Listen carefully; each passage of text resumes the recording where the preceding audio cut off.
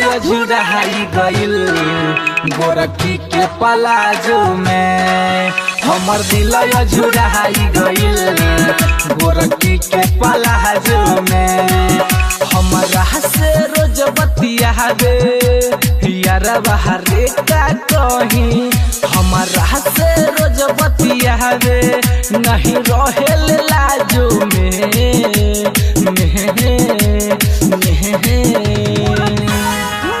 मोरा दिल झुराई गइल गोरखी के पलाजो में। हमर दिल झुराई गइल गोरखी के पलाजो में। विकास हमर दिल मटियार कला सीतामढ़ी मटियार कला सीतामढ़ी।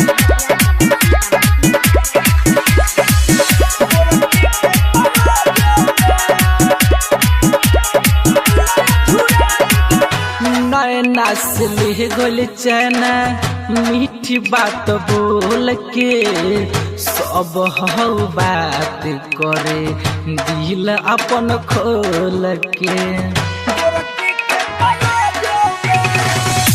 नैना से ले गोल चैना मीठी बात बोल के सब हौ बात करे दिल अपन खोल के। ऊपरे पीछे हम भागी यार हरे का कहीं। ऊपरे पीछे हम भागी मन लागे न समाज में।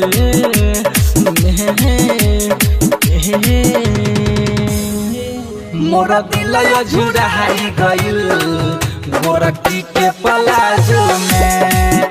हमर दिल झुराई गइल गोरखी के पलाजो में।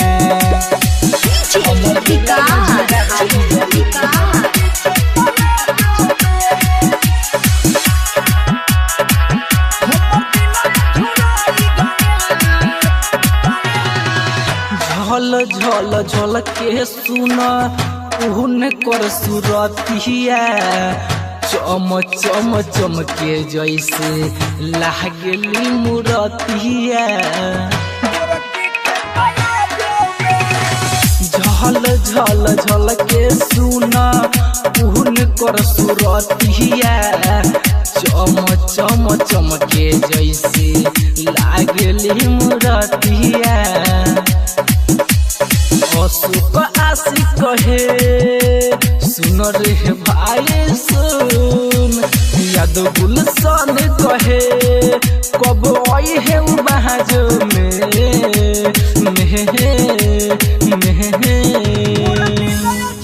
मोरा दिल झुराई गइल गोरखी के पलाजो में।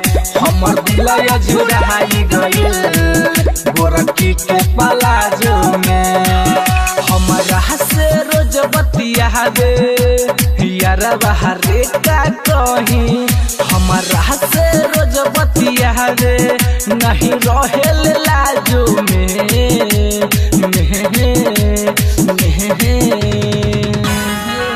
मोरा दिल झुराई गइल गोरखी के पलाजो में।